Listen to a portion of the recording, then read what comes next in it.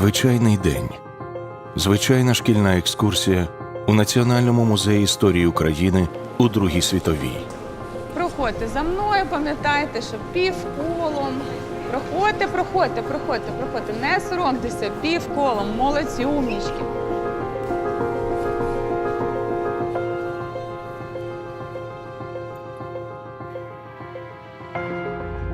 Обличчям до обличчя діти нової війни у Європі і чорно-білі нелюди, що розв'язали криваву бійню 85 років тому.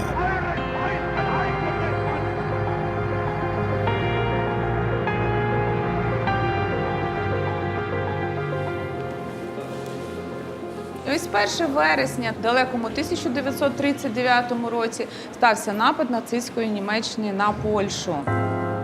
September 1939, the German foe begins its ruthless march of conquest and sets the stage for World War II.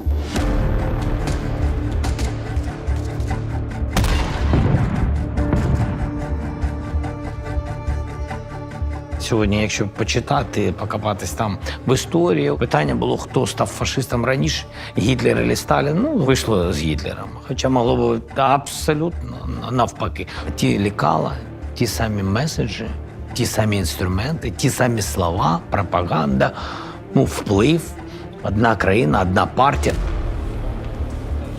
І в певний момент ці два лідери підписали так званий пакт Молотова-Ріббентропа про дружбу, про ненапад. Але 22 червня 1941 року нацистська Німеччина нападає на Радянський Союз. Сучасна Росія – дивний симбіоз найкривавіших диктатур ХХ століття. Ті самі імперські амбіції, геббельсівське промивання мізків та лукава дипломатія Ріббентропа-Молотова. Коли я став президентом, був документ, я б назвав його ультиматум під назвою «Мінські угоди», підписаний сторонами, в тому числі Україна. Цей ультиматум, безумовно, був ультиматумом ситуації, тому що всі були в такій ситуації, що треба якось це закінчити. І це проблема, коли ми хочемо щось закінчити якось. Бо коли ти якось щось закінчиш, воно потім якось і починається. Знов.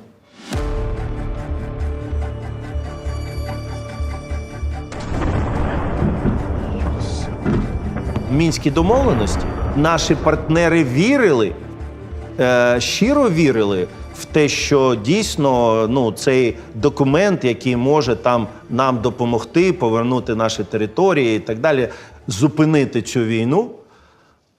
Але, на жаль, я думаю, колись історія поставить багато питань до тих, хто розробляв цей документ. Як юрист, я можу вам сказати, що в цьому документі було більше питань, ніж відповідей. Починаючи із майданчиків ООН, починаючи з мінських цих зустрічей, вони продовжували. 200 було зустрічей на технічному рівні, до 200.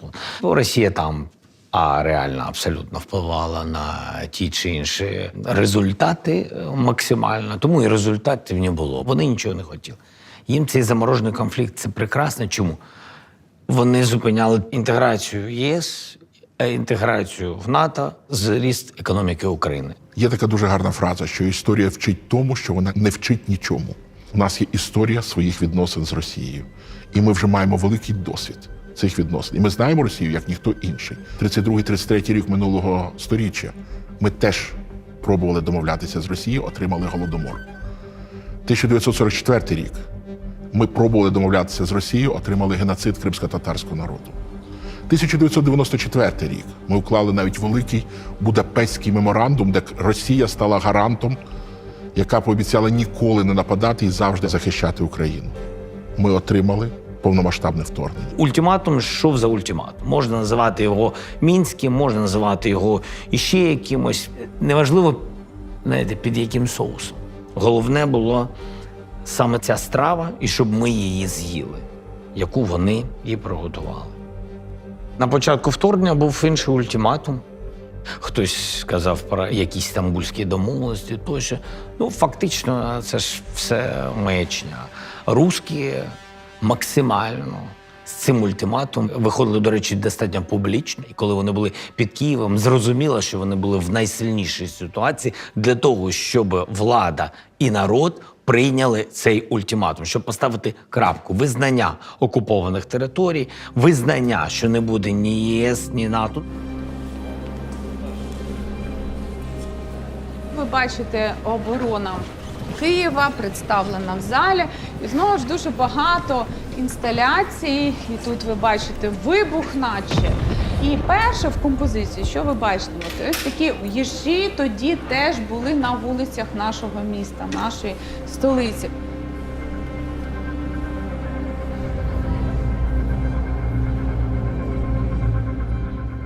Ви кажете «ніколи знову», розкажіть про це Україні.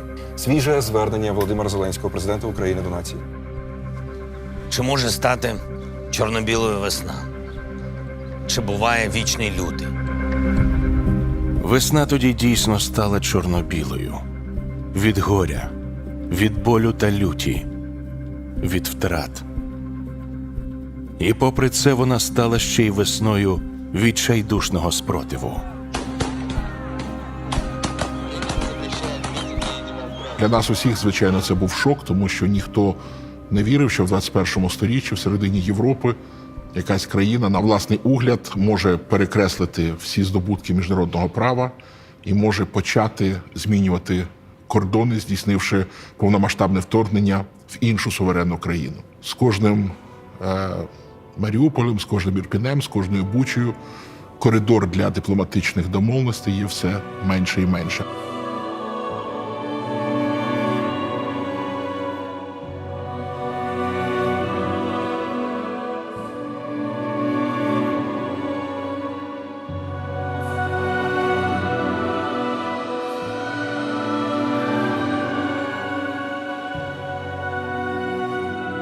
Дипломати з інших країн вважали, що зрештою буде все за класичною схемою, коли якась третя країна висуває план, а Росія і Україна, як сторони у війні, включаються в його обговорення. Всі шукали якийсь формат. І дуже не хотілося йти по мапі, яку нам пропонує Російська Федерація. Знов стати на ті самі граблі, що були Мінські угоди 2, 3, 5, 10. І тому треба було активізувати свою позицію і забрати в свої руки ініціативу. Ініціативу не тільки на полі бою, а ініціативу політично-дипломатичну. Президент Зеленський запропонував формулу миру в той же час, коли Росія 24 лютого 22 року, а до того і в 2014 році, окупувавши наші території, анексувавши український Крим, запропонувала формулу війни.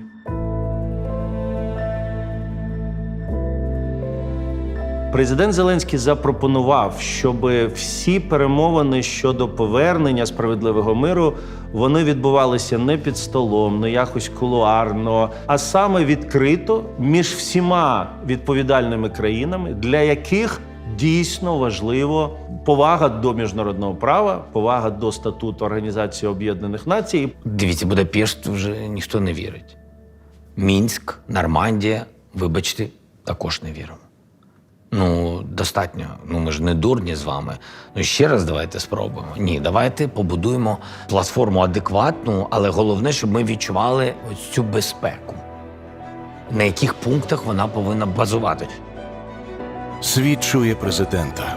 Він звертається до кожної нації окремо, щодня, використовуючи усі можливі міжнародні майданчики і відкриваючи нові. На своє перше засідання у новому форматі «Рамштайн» збираються міністри оборони, але війна триває. Україна контратакує в Харківській області, і у звільненому Ізюмі знаходять масові поховання. 447 людей у братських могилах, закатовані до невпізнаваності. Якщо є той, хто вбиває, є і жертва. І ми тут жертва. І маємо повне, 100% право, ініціативу в тому, щоб підготувати майданчик. Політично-дипломатичний майданчик.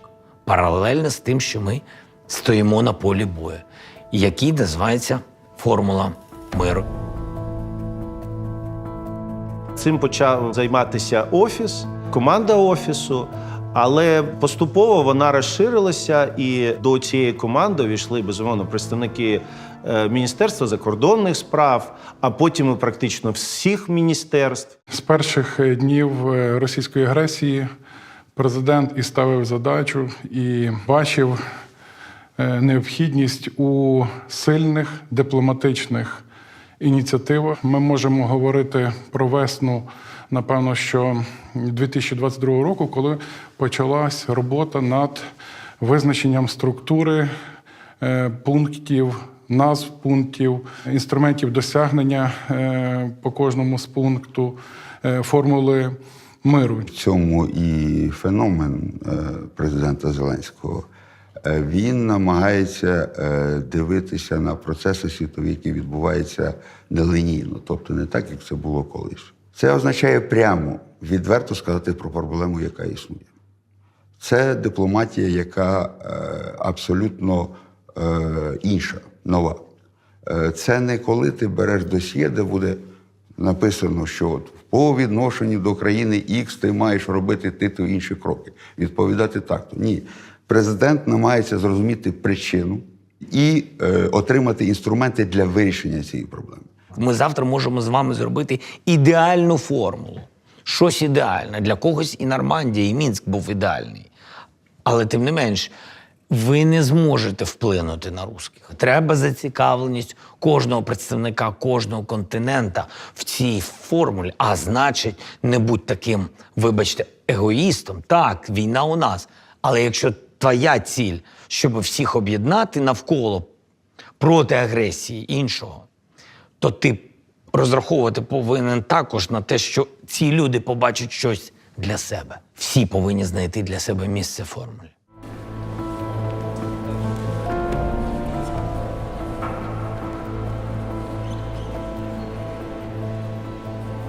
Ось подивіться, будь ласка, на ці фотографії вгорі.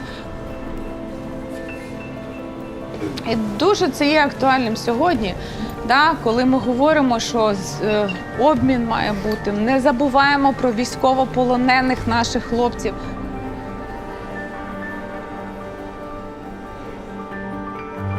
21 вересня 2022-го Україні за участі міжнародних посередників вдається повернути з російського полону 215 військових, захисників Маріуполя, 10 іноземців, що воювали за Україну. Пізніше це назвуть великим обміном.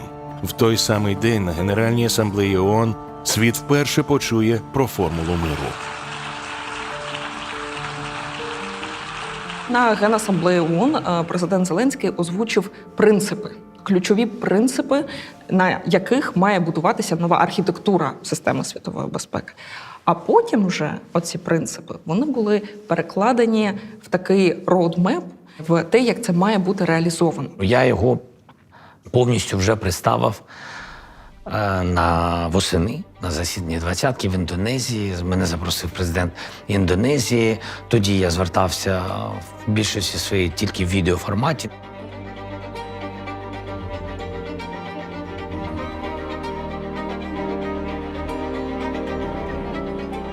Великий вже успіх для нас, тому що двадцятка – це непроста історія. Сам факт, щоб Україна там була, це вже була перемога. Там була представлена формула, перший формат, перший драфт 10 пунктів формули миру. Це безкомпромісна формула, тому що там є 10 кризових речей і вихід з 10 криз на нашу думку. Це єдиний шлях встановити довгий і справедливий мир. І оці два слова є ключовими. Справедливий, тому що не за рахунок України. Довгий, тому що війна не відновиться завтра, а це дійсно буде тривалий мир для України. Це дуже амбітний, сильний план, тому і таким важким є процес дійти до точки, коли Росія погодиться на цей план, буде змушена погодитися на цей план. Ця формула, вона не буде діяти, якщо забрати з неї от хоча б один елемент. Ну, якщо з формули миру забрати, наприклад, елемент територіальна цілісність, це не буде формула миру, це буде уступка своїх територій. Якщо забрати з неї, наприклад, продовольчу безпеку, це буде не формула миру, це буде формула голоду. Якщо забрати радіаційну безпеку, то це також не буде формула миру, це буде формула постійної ядерної небезпеки для усіх країн.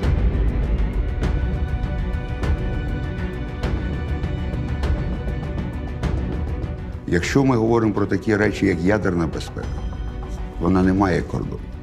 І будь-який варварський підхід Російської Федерації у цій повномасштабній агресії до тих чи інших цивільних ядерних об'єктів становить загрозу для усіх.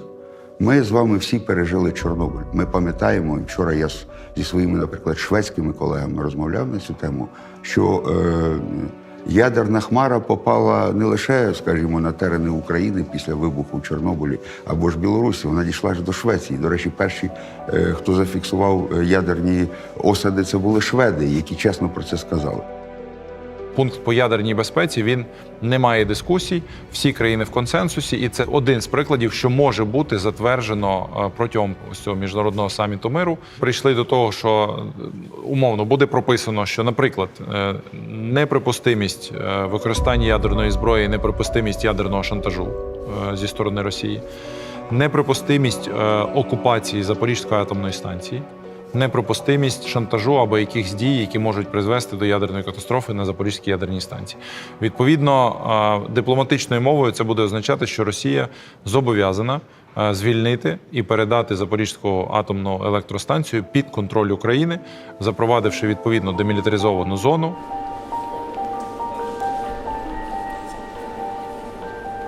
Міни, які ось так могли спрацювати під час дотику, а це глибинні бомби, які використовували для винищення підводних човнів.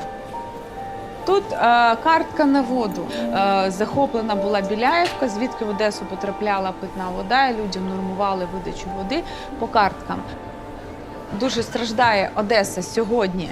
Вона дуже потрібна, як ви думаєте, чому Одеса? Да, кажіть. Абсолютно вірно, вихід до моря, до води.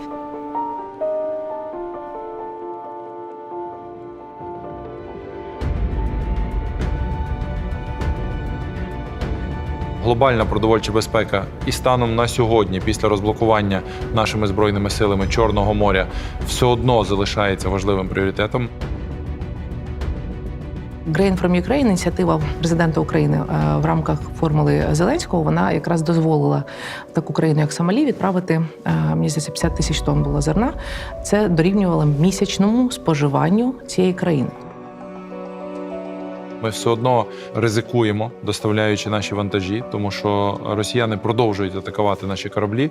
Чорне море лишається замінованим. В багатьох випадках Росія намагалась витіснити Україну, назвемо так, з традиційних ринків поставок нашого зерна, навіть тим країнам, які його абсолютно критично потребують. Фактично Росія робила широкий жест підтримки і вкрадене в Україні зерно надавала тій або іншій країні, яка його дуже потребувала. Ми з ООН і з турками пропрацювали. Як воно може працювати? Як може працювати коридор? Далі ООН і Туреччина пропрацювала з русскими. Вони з нами, ми втрьох підписали, як воно працює. І майже дзеркально підписали з русскими. Тобто у русських була вже відповідальність не перед нами. Тому що нам вони хочуть все заблокувати. А конкретно перед ООН і Туреччиною.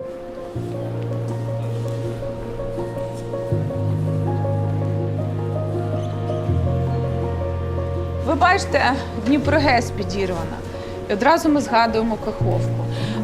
І не тільки. Я за Вишгородом живу, я постійно боюся, тому що там є теж гідроелектростанція.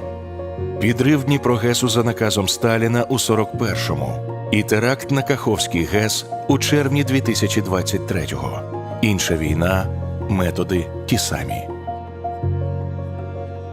Сьогодні не існує організації, яка би чітко сказала, як подолати все, що, наприклад, відбулося на Каховській ГЕС.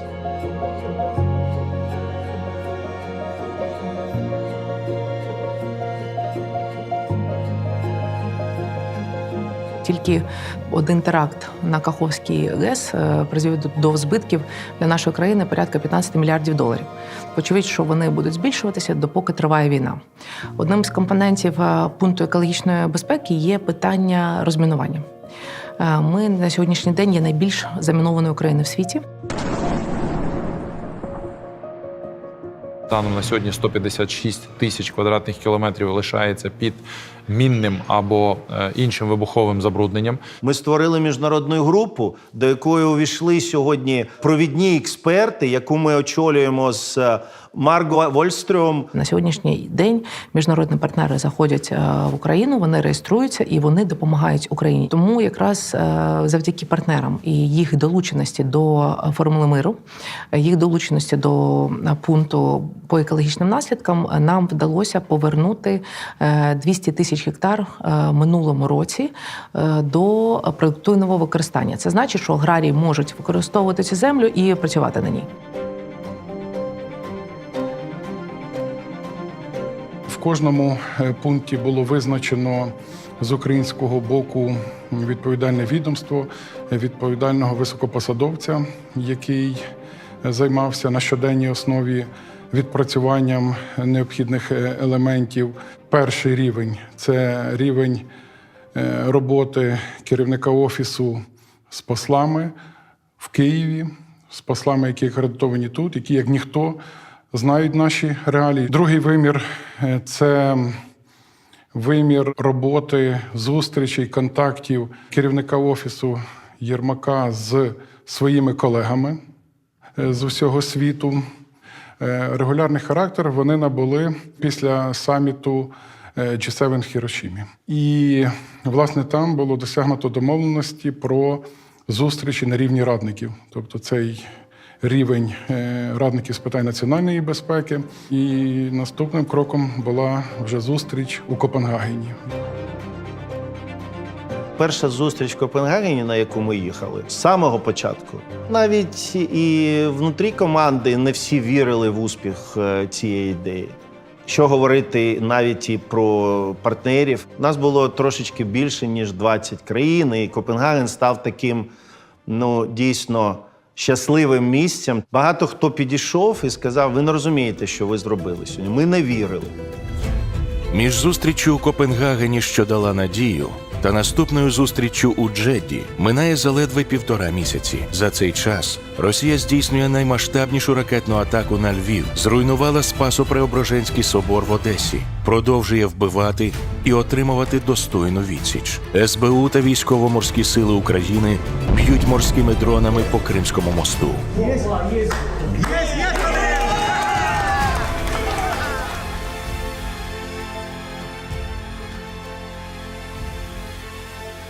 Перед наступною зустрічю в Джеді знов був скепсис.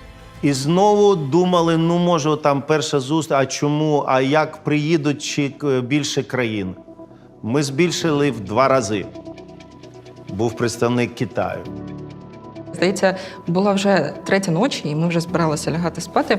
І в цей момент наші колеги з команди Саудівської Аравії, вони покликали нас на зустріч допрацювати контент завтрашнього засідання. Ми спали, мабуть, 3 години за 3 дні за той час. Але це було варто того, тому що ми саме тоді зробили такий дуже серйозний прорив. Як я завжди казав, війну виграють до її початку. Тобто ці зустрічі не є формальним якоюсь то галочкою.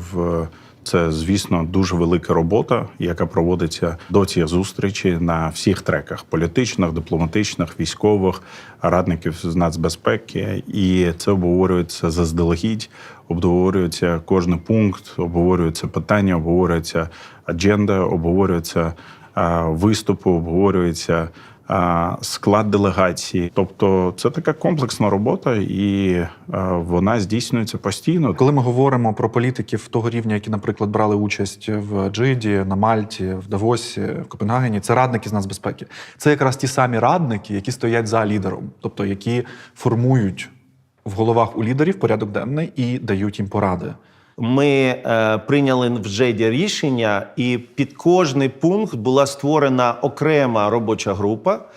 І ми почали зустрічі на рівні послів тут, в Києві. Вони відбувалися в дуже таких символічних містах: Чорнобильська станція, Бабій Яр.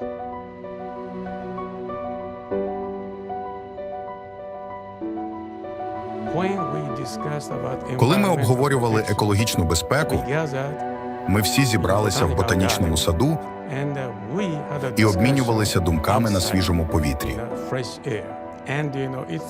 А це квиток для зустрічі у Бориспольському аеропорті, моє персональне запрошення у вигляді посадкового талону. Саме так українська сторона влаштовувала зустрічі з послами. І це було дуже ефективно. Я брав участь майже у всіх зустрічах послів в Києві. Якщо чесно, для мене це був виклик. Бо я добре розбираюся в окремих питаннях, але врешті питань абсолютно не обізнаний. Я мав навчитися дуже багатьом речам. І я робив це. Я ніби знов повернувся в часи свого навчання в університеті. Італія одразу вирішила брати участь в обговоренні усіх 10 пунктів формули. Для нашого посольства це було нелегко, адже воно невелике. Утім, усі ми розуміли, що це наш обов'язок. Українська ініціатива надійшла у дуже правильний час. І от що цікаво, Україна пропонує свій варіант миру, тоді як Росія ніколи цього не робила. Ідеологія руського міра досі хоче захопити Київ, Харків та Одесу. І при цьому все одно розповсюджує свої хибні наративи, що нібито це Росія хоче миру.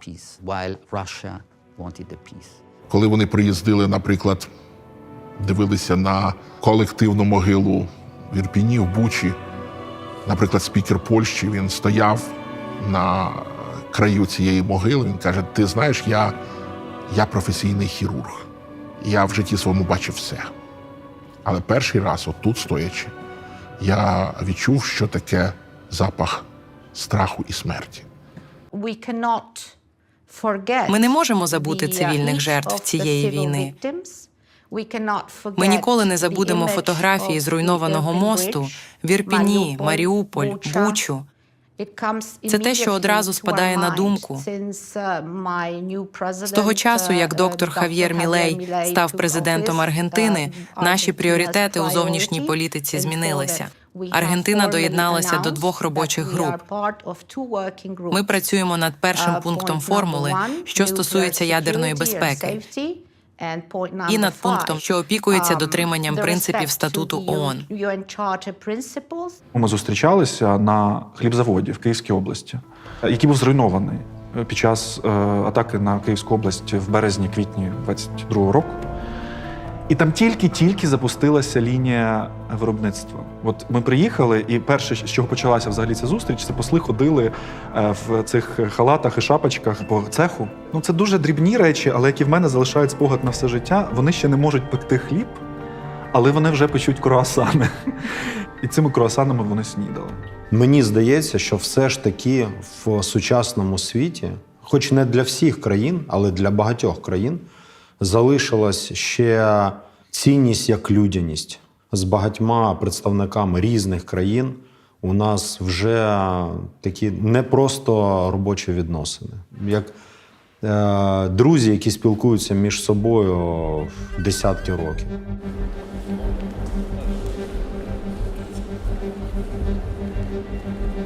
Незрозумілою мовою починає говорити окупант, він перейменовує вулиці на власний манер, так, як йому хочеться. Він влаштовує тут свій порядок і уряд, який буде керувати їх життям. Буде дозволено вийти на вулицю чи не буде.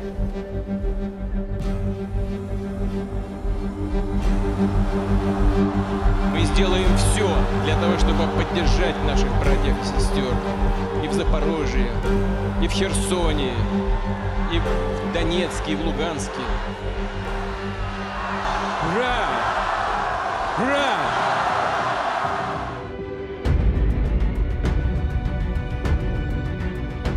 Ми ж це вже проходили між Першою і Другою світовою війною. Була організація світова, була така ж сама країна, яка була членом цієї організації, яка показала свою беззубість, неефективність. Розпочалась Друга світова війна.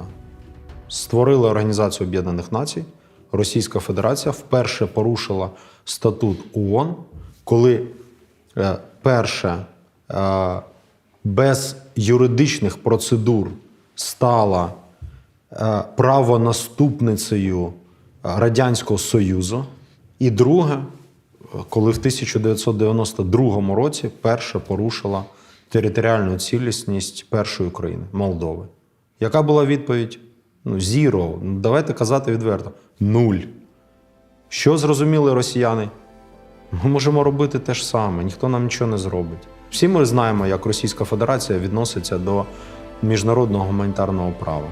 Як папірці, які вони можуть використовувати, я дуже перепрошую за мою дефініцію, десь в туалеті. І вони показують це всьому світу. Да, чхати ми хотіли на устав Організації Об'єднаних Націй.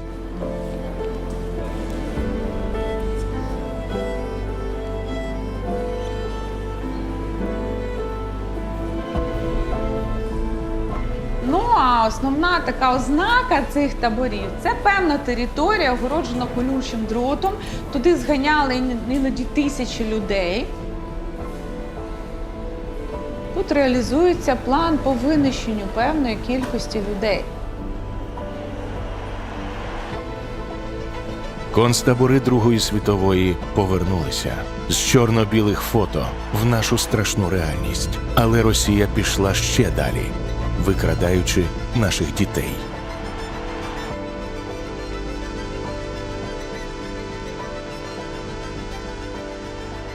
Сьогодні не існує організації, яка би знала, як повертати незаконно депортованих дітей. Дитина, яка перебуває незаконно, якщо вона маленька, проходить 2, 3, 4 роки, це стає практично неможливо повернути. Я навіть не можу собі уявити, яка це трагедія життя для батьків, для родини.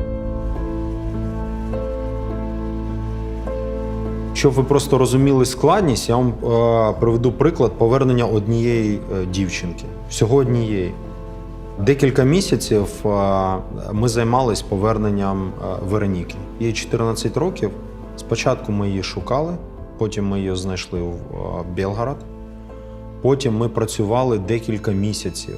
Мені здається, я на той час використав всіх можливих медіаторів, комунікаторів між нами і Російською Федерацією. Всіх. Відповідь була одна з боку Російської Федерації – ми її не повернемо. Що ми зробили після всіх спроб? Україна як держава організовує засідання Ради безпеки ООН. На цьому засіданні виступаю я, після мене виступає мама цієї дівчинки. Вона виступала прямо в цьому кабінеті у мене. Вона сиділа отут. І в онлайн мама дивилась на представників найбільших, найпотужніших країн світу. І вона каже, що я повинна ще зробити? Я звичайна українська мама. Я 1,5 року не знаю, де моя дівчинка, єдина донька. І якщо не ви, то хто взагалі може в цьому світі вплинути на Російську Федерацію, повернути одну українську дівчинку? Я не знаю, хто як впливав. На наступний день ми отримали сигнал, що Російська Федерація готова без жодних умов повернути дівчинку додому.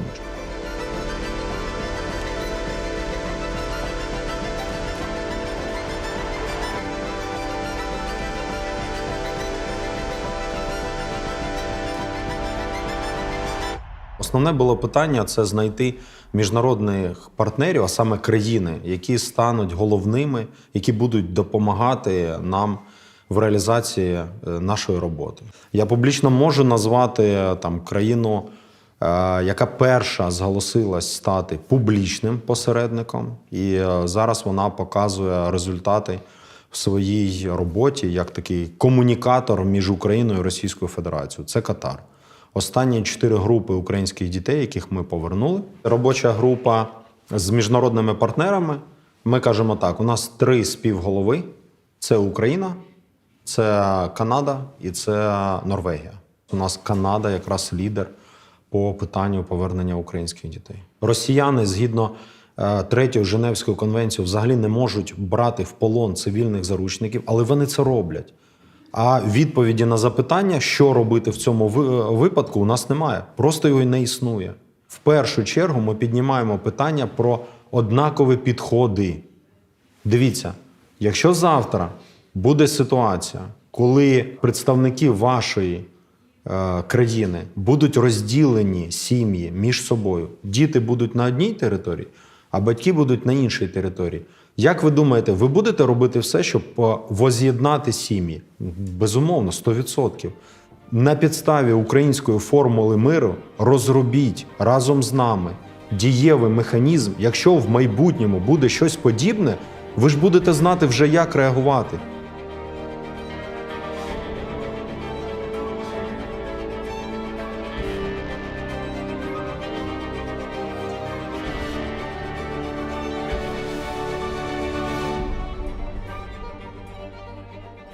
Жовтень 2023-го. Робота над формулою миру триває. Наступна зустріч на Мальті. Ще більше учасників і ще більше розуміння. Жодної альтернативи 10 пунктам Зеленського просто не існує. Мальта стала унікальною в тому сенсі, що ми вперше вийшли зі спільною комунікацією після цієї зустрічі. Коли така кількість країн, дійсно дуже важко забезпечити якусь певну позицію, під якою всі підпишуться. Але нам вдалося зробити це на Мальті. Ще таким унікальним аспектом Мальти є те, що саме там виникла ідея створення міжнародної коаліції щодо повернення незаконно депортованих українських дітей. Ми бачили, як від однієї зустрічі радників, лідерів до наступної зростала їхня кількість і залученість до розмови. І те саме з послами.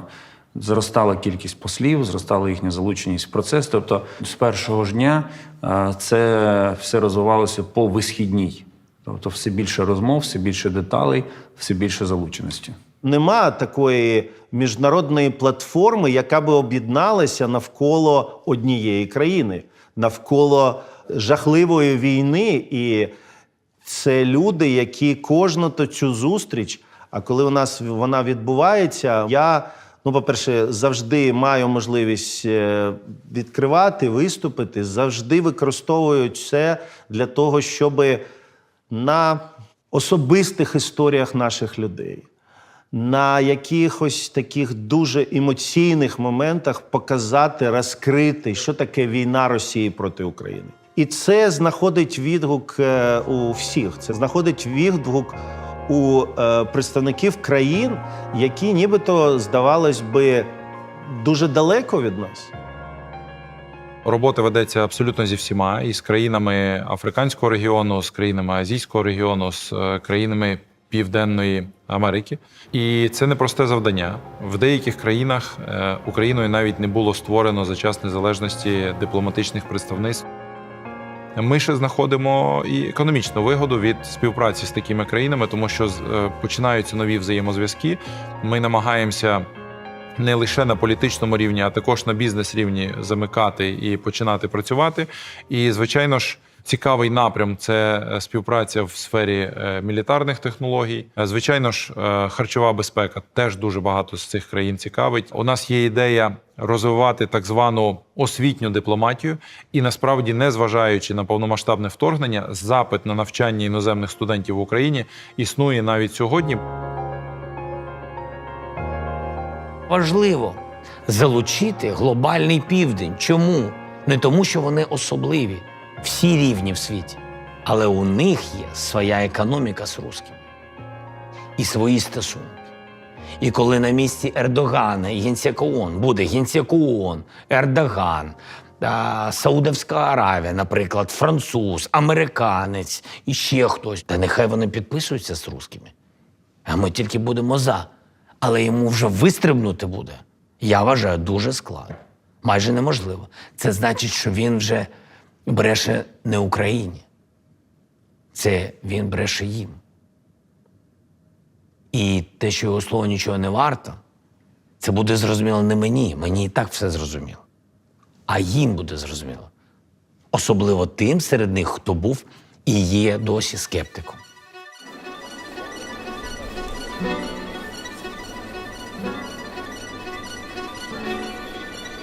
Розтягуйтеся, будь ласка, ось так. Тут ми бачимо вже ті снаряди, які ми, можливо, чули з перших днів війни. З перших днів війни ворог почав бити по критичній інфраструктурі, лишаючи без світла та тепла мільйонні міста і маленькі села, заганяючи людей у підвали, знеструмлюючи лікарні, пологові будинки. Енергетичний терор триває і досі, з новою силою. Без енергетики, без електрики ми розуміємо, що нічого зробити неможливо. Не можуть працювати ні лікарні, ні соціальна сфера. Економіка зупиняється, соціальна функція держави починає не виконуватись. Відповідно, це веде до гуманітарної катастрофи. Пошкоджено на сьогодні більше 80% нашої електроенергетичної інфраструктури. І ми розуміємо, що треба шукати вихід. Всі партнери теж розуміють. Весь світ бачить, що енергетична система має бути децентралізована, що вона має бути дуже диверсифікована, що вона має бути динамічна, а з точки зору можливості перехоплення потужностей і перебудова філософії, побудова енергетичної системи в світі взагалі, а особливо для країн, які є потенційно вразливими для бойових дій, це дуже важлива задача, про яку треба думати, не чекаючи, поки в твою країну прийде війна.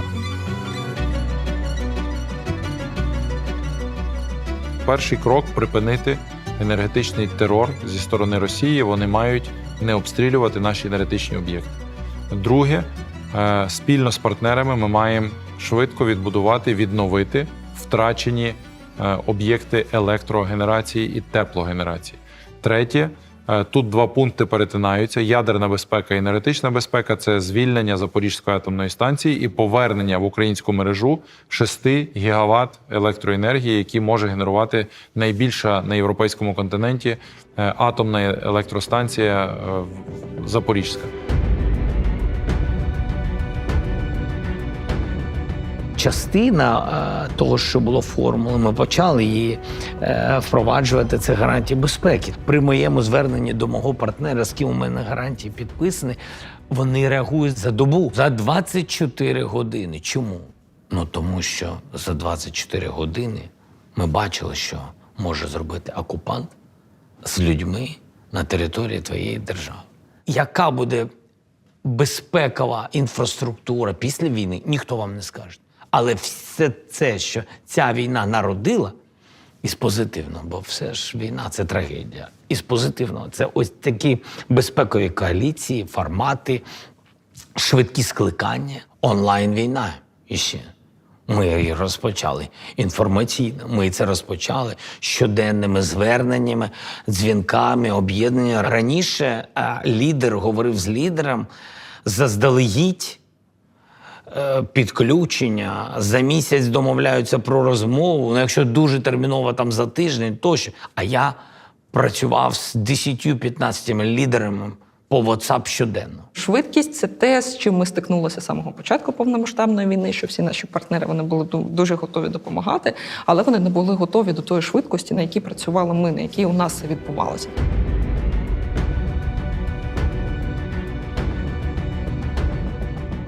Основна мета, щоб жодного агресора або формування агресора не було на наших міжнародно визначених кордонах.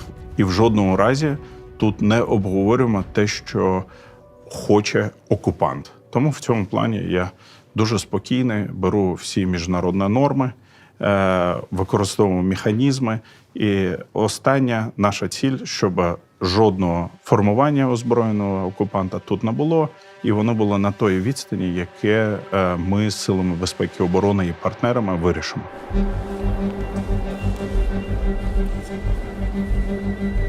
Тими символами вони заходять на нашу землю в цих чоботах, які перед вами. Зірка червона об'єднала чоботи окупанта. Хто пам'ятає їх ідею? За скільки днів вони? 3-4 дні, да, захопити Київ, тут облаштуватися і парадом пройти по головній площі нашої столиці, по Хрещатику. Ніхто, крім нас. У них такі, бачите, слогани, як сьогодні кажуть, навіть на документах, на їх паспортах. Так, це люди з документами, з певними ідеями, прагненнями, ті ж злочинці, які опинилися на наших територіях.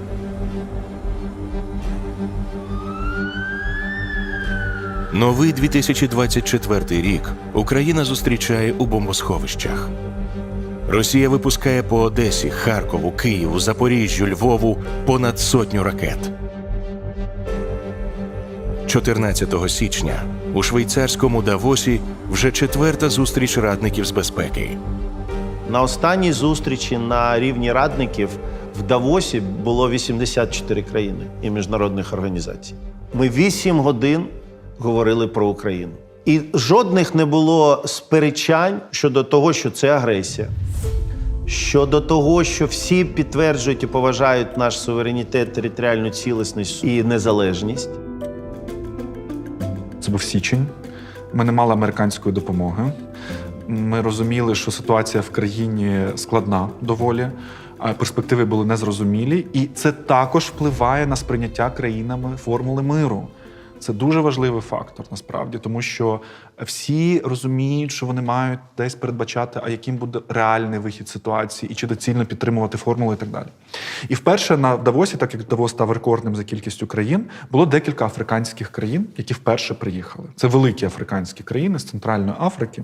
І я був абсолютно вражений глибиною підтримки в промовах цих представників. Ми бачимо ефективність тих команд, що спільно працюють над формулою. І це те, в чому ми, французькі дипломати, дійсно допомагаємо Україні. Використовуючи наш авторитет, ми переконуємо інші країни брати участь у саміті. Ці країни важливі як для нас, так і для України. Зокрема, Кот-д'Івуар. І та кількість країн, які хочуть взяти участь у саміті миру в Швейцарії, це дійсно надихає. На сьогодні всі, хто залучений в цей процес, а повірте мені, немає незалучених до цього процесу в Україні.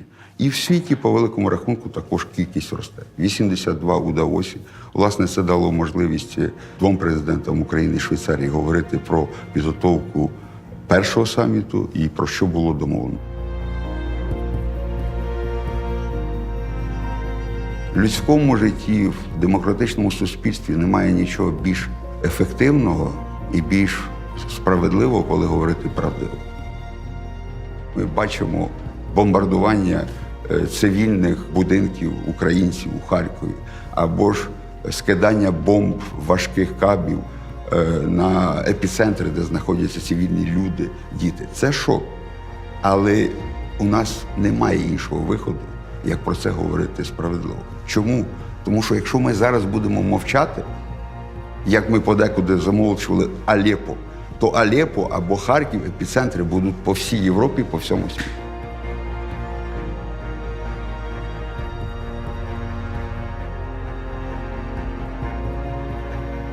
Перше, це Росія дискредитує формулу миру в публічному просторі і в дипломатичних колах за зачиненими дверима. Це не спрацює, це погана ініціатива. Якщо ви будете брати в ній участь, ви зіпсуєте відносини з Росією і тому подібне. На жаль, ми бачимо, що навіть всередині України вони намагаються ці наративи розганяти. Друге, вони тиснуть на країни, щоб ті не підтверджували свою участь в саміті Формули миру. І третє, в ті країни, які вже підтвердили свою участь, Росія тисне на них, щоб або вони відмовилися від участі, або максимально знизили рівень своєї представленості. Нам відомо достеменно країни і в Африці, і в Азії, і в Латинській Америці, де Росія веде ту роботу, яку я описав. Так, вони зроблять все, щоб було якомога менше лідерів. Вони зроблять все, щоб легітимності у саміту не було максимально через те, що їх не запросили. Вони зараз працюють над тим, що є лідери, і їх чимало, які ставлять питання, а будуть русські чи не будуть.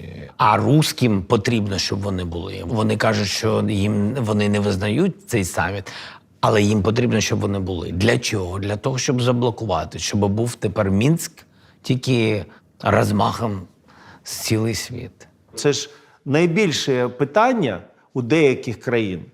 Чому не запрошуєте Росію? Як це можна без Росії говорити про мир? Знаєте, щоб це зрозуміти, просто можна перейти до такого грубого, але дуже очевидного прикладу.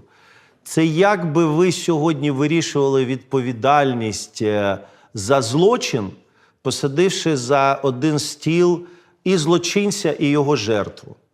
Не можна ставити рівності між нами.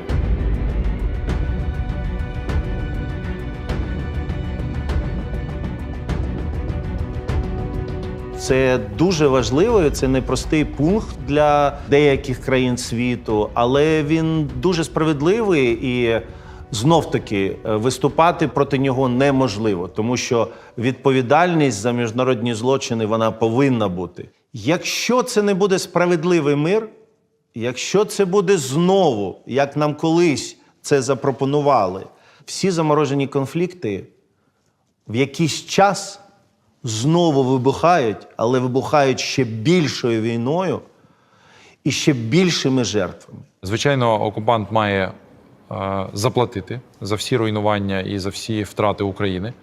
Звичайно, це величезна сума. Станом на сьогодні, за даними Світового банку, 486 мільярдів доларів становить сума необхідна для відновлення лише того, що ми можемо порахувати на контрольованих сьогодні територіях України. Я думаю, ця сума буде більше, ніж вдвічі більшою після того, як ми деокупуємо всі наші території. Першим джерелом для такого відновлення заморожені російські активи. Ми хочемо їх конфіскувати і використати всю суму, власне, для процесів відновлення української економіки, для відшкодування втрат людей, підприємств, бізнесу. І, звісно ж, це важливий елемент справедливого миру. Слова вже давно кулі. Це така зброя. Ось така гібридна, сучасна, якщо хочете.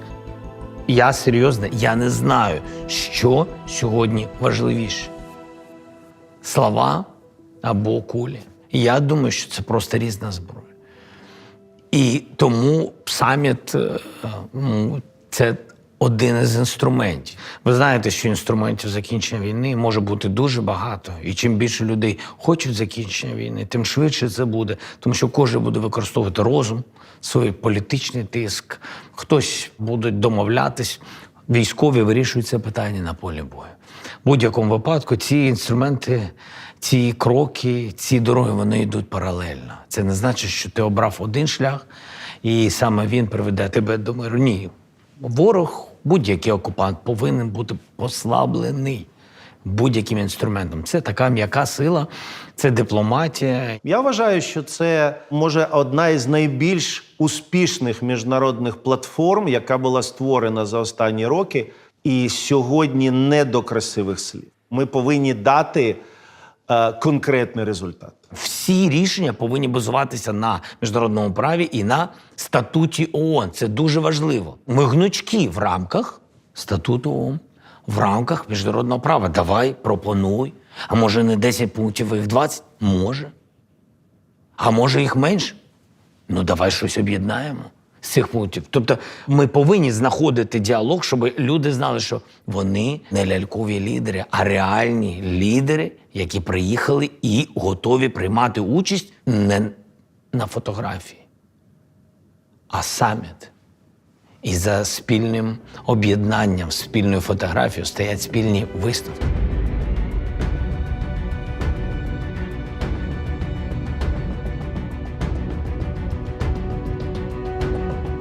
Якщо б треба було описати формулу миру одним реченням, це дуже складно, але я спробую. Це проект розгалуженої екосистеми гарантування справедливості і безпеки. Рональд Рейган, він дуже слушно зауважив про те, що війна починається тоді, коли ціна агресії, ціна цієї війни є для агресора занадто низькою. Якщо ця війна не закінчиться справедливим, саме справедливим миром, то наступною жертвою може стати будь-яка країна. Незалежно велика, маленька, сильна, тому що не тільки Росія, а й інші країни потенційні агресори дуже уважно споглядають, що буде відбуватися.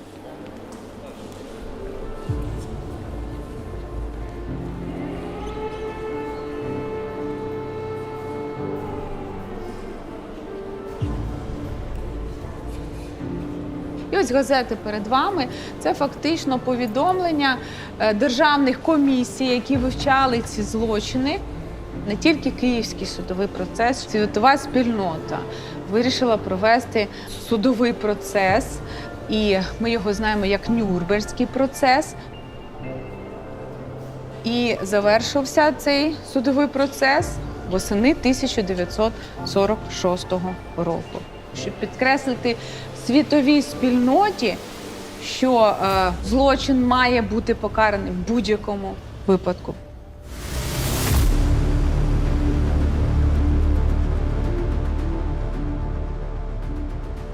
Дуже часто порівнюють з подіями Другої світової війни. Чи є анексія Криму аналогом аншлюсу Австрії? Чи є Донбас і все, що там відбулося, аналогом Судетів? Чи є 10 років нашої війни аналогом року радянської агресії проти Фінляндії? Чи Росія фактично намагається повторити Карибську кризу? Вона ж не говорить про майбутнє. Тобто, насправді, вона ж намагається реконструювати певний такий золотий час, якого насправді не було. І тому вся наративна історія Росії – це все про озирання в минуле. Ми не можемо зараз сказати, на жаль, яку роль зіграє Люцерн і Швейцарія в червні цього року.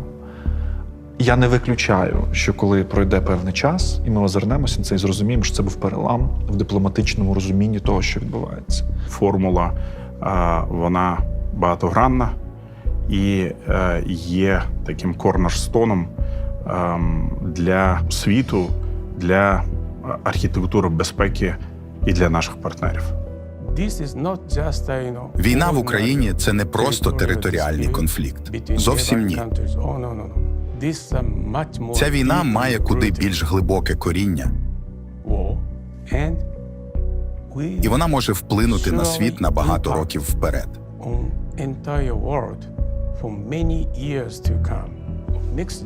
Наступні покоління зрозуміють, що світ змінився. І що саме ця війна змінила його. Отже, ми маємо створити кращий світ після того, як війна закінчиться. І формула миру – дуже важливий внесок у той кращий світ. Я не виключаю, що, можливо, за результатами цього саміту миру ми стикнемося з необхідністю створення якоїсь дуже потужної міжнародної організації, можливо, навіть з центру в Україні, яка буде займатися відтепер глобальним питанням, пов'язаних з переглядом системи світової глобальної безпеки. Я не бачу жодного аргументу для жодного лідера в світі, який вирішить не бути на саміті миру, якщо цей лідер дійсно поважає міжнародне право, дійсно вірить в міжнародний порядок і дійсно сам не хоче стати агресором і не хоче бути жертвою агресора. Це одна із відповідей на питання, які країни хочуть дійсно справедливого миру, а які просто про це говорять. І тому перший саміт, на якому немає Росії, це якраз конкретно для тих, хто хоче не блокування процесу, а вибудувати план дій на найближчий час, щоб дійсно закінчити справедливу війну.